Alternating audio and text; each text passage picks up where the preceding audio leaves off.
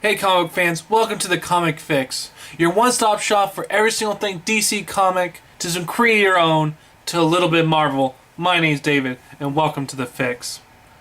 So I'm going to first start out by telling you I got a new channel. This channel is called My 1 Year Journey. It's going to be looking at me personally, on who I am, who I want to be, and my 1 year journey into learning how to play the guitar and seeing how it's going to change my life through there. So I'll have a little link to that new channel below. So let's dive right into the books, the last batch for this week. First up is Green Lantern issue number 0. Green Lantern after the annual, which is so amazing. And then the next week, this book came out. It has the introduction and the origin of Vaz. Vaz is this new Green Lantern, and I'm not going to ruin anything about his origin, because that's the fun of it. But it's a very personal journey, and a journey I just enjoyed so much, just by how personal it was. And you see how a certain event called 9/11 has changed everything for this character, and seeing how not just him as an individual, but him as a religious group and a nationality, how that one event of 9/11 affected them, which was really cool to see. And then you get to see him become a Green Lantern, and it's in a way that you won't expect. You also, in here, you do get a little glimpse of Hal Jordan and Sinestro. And I love that part, because throughout the book, I was like, oh, we're probably not going to see a little bit of, or any of Hal Jordan and Sinestro, but you do. And when you do, you're like, man, oh man, I cannot wait to see issue number 13. Because I sure as hell hope that they're going to stick with, I hope they don't do half of the story of Vaz and then the other half of where Hal Jordan and Sinestro are. Because if they're going to do that, I hope they make it 399 so we get a full story of one of the stories, and then have a good portion of another story. Because when DC Comics do their 299 books and have 2 stories in there, the second story is only 3 or 4 pages long, and you get double that, about 6 to maybe 8 pages in a 399 book with the second story. So I don't know where this series is going, but it's definitely going in the right direction. As I said previously, Green Lantern has been one of those series that once it started with the New 52, it was very slow. And you definitely tell that Geoff Johns, was going through this story, and then the New 52 happened, and he knew he had to go and get new readers into it. So the beginning of the New 52 for Green Lantern was very slow. But after the annual and this issue, things are finally picking up, and man, is it awesome. And I cannot wait to see the next story arc of the Third Army that's going to be coming up, and start with issue number 13 and go into issue number 16 of every single Green Lantern book out there. So some good stuff, good art. The only bad part is really nothing. It was a really solid issue from Green Lantern. So I'm going to give it in the end a 4 out of 5. There's nothing bad about it, but there's not that one really cool part that just made it over the, to a 5 out of 5. So it was just a 4. Just didn't have that one wow moment in there. Next up is Animal Man. Now this one had the wow moment. In here you get to see the origin of Animal Man. And not just of the Animal Man in this book, but a different Animal Man. And it's so awesome to see him. The Animal Man before this guy. Let's call the one previously the Champion of the Red. So in there you see the Champion of the Red just trying to protect the environment or the wildlife in the Amazon. And Arcane comes into the picture, and Arcane's gonna basically hunting the Champion of the Red. It was so cool to see those scenes, and then to see the Champion of the Red get killed by Arcane, which is, oh my god!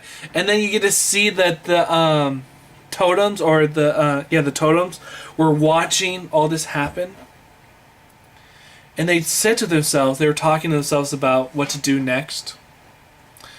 And they actually were thinking about starting the war because they knew that the Green didn't have their champion.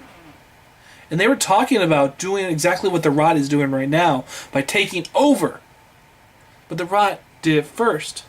And it was really cool to see them just... It was a little snippet, but just see them talking about taking over and becoming more powerful because of how weak the Green is and trying to weakening the Rot so that the Red will become more powerful. It was cool to get that little inner dialogue between all the totems of the Red. And then you get to see the actual origin of this Animal Man. It was cool. I mean, like I was reading this, I was thinking, this should be what the first movie that they ever do of Animal Man should be. It was just fun. I loved the art.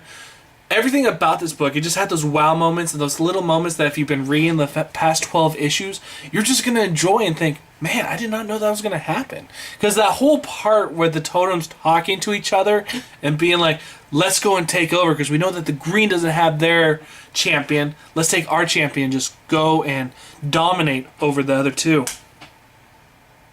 Really cool stuff. Makes me excited to read more Animal Man. It'll make any new reader come in.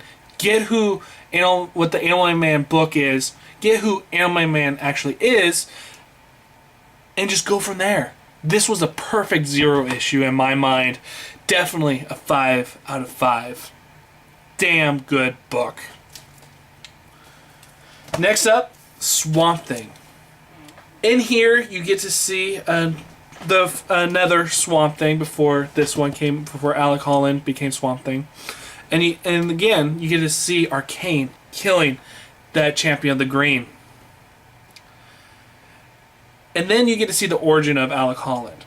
It was nothing that it's nothing that you haven't seen before if you haven't been reading the series, or if you have and you know a little bit about it, you know what the storyline is.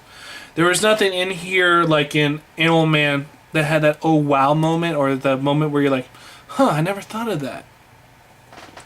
But it was a good jumping on point for anybody who wants to start out with the series. Because that's one thing the 0 issues are supposed to be. Jumping on points. Points where people can just say, I'm going to just try out this one issue and see if I like it and go from there. This one will definitely catch everyone's interest. But it won't be a book that you'll remember for a long time to come. There was nothing in here. There was no wow moments. But there was good artwork, good writing. And you get to know the character a little bit more. Even though if you've been reading the series, there's nothing that's going to surprise you in this issue.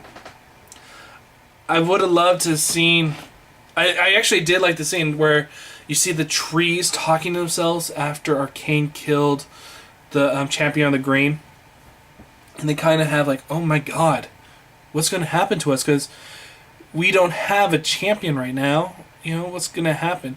And there was this crazy point where Arcane is hunting down these champion of the Greens, and one of them is a baby. And it's really just a scene you're just like, oh my god, ew. And you look at it, it's like rated teen. For that one scene, I would have given this a mature rating, because that was definitely a very, very disturbing scene. To see like this brain thing with like a hand walking up to a baby and just like eating it, it was just like, ooh. Especially to a little baby. But with the totems of the Green, they basically hid Alec Holland, and you get to see Arcane hunt him down. It's really cool. But so there's nothing there that will surprise you. So I'm gonna give Swamp Thing issue number 0 a 4 out of 5. Now on to my last 2 books for this whole entire week. And now it's Dial H. This was a book that I was not really sure on. I enjoyed the last 4 issues, but was I really invested in the story? No, not so much. But this issue, I could feel that China Miéville, the writer of this book, this is his first time in comics. You definitely tell he's becoming a better comic writer in this one issue. This one issue is really, really cool if you've been reading the past 4 issues. Where you got this princess. An army's coming down and about to destroy her kingdom. She has this, what do you call it, like a sundial. She wants to take this sundial, and she knows that there's something mystical about it. She's trying to get everything aligned. When she finally does, she turns into a certain hero or a certain person with powers. In this one issue, you find out where those powers actually come from and what are the consequences of having these powers. And what is going to be the consequences of our main character in this series going to have with him taking all these powers. What are those consequences going to be? And where did those powers actually come from? You'll find all of that out in this one issue. This one issue was really cool. It gave you everything you need to know about the series as a whole. And it answers questions that you were never really thinking of. You were just accepting everything that was happening and never thinking about the consequences of what was going on. Well, in this one, it made you question, how good is this of the style H really is? And what is the consequences of somebody else in an alternate universe having? Where are these powers actually coming from? That's the one cool thing that I was reading this, because reading this and then getting into the end, I was just like, my mind is blown. I did not see this coming. It was a cool twist. And it makes me glad that I actually picked this one up. If you've been picking up all the issues of Dial H and weren't really sure on if you really like it or love it, this one issue is definitely going to change your whole mind about the whole entire series as a whole. And it makes you excited to read the rest. And you definitely tell that the writer is becoming a better writer as a comic book writer.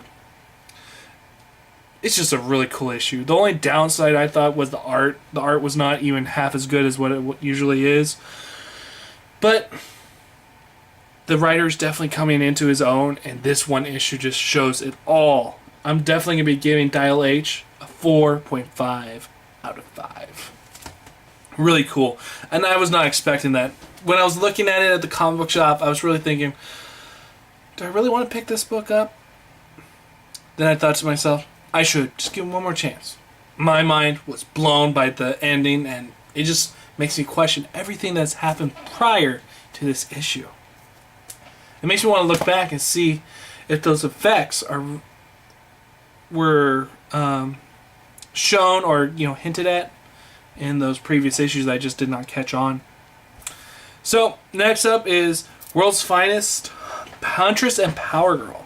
I've been really just shitting on this whole entire series. After the first issue was really good, second, third, fourth, not good. But this issue was actually good. In here you get to see Robin and Supergirl in Earth 2.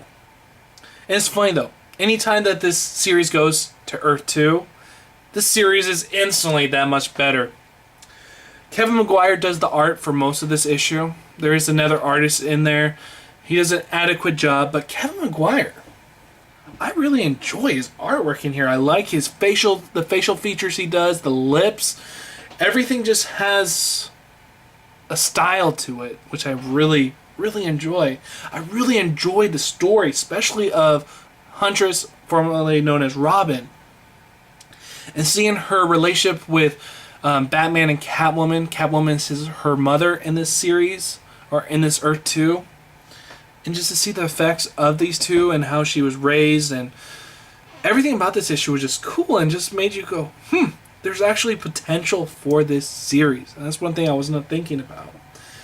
The only bad part is at the end where you got Supergirl and Robin. They just defeated these guys, and it's the first time that they actually worked together, and they were like, oh, we're gonna be best friends for life. And I was just like, what? You guys just met each other just like 10 seconds ago.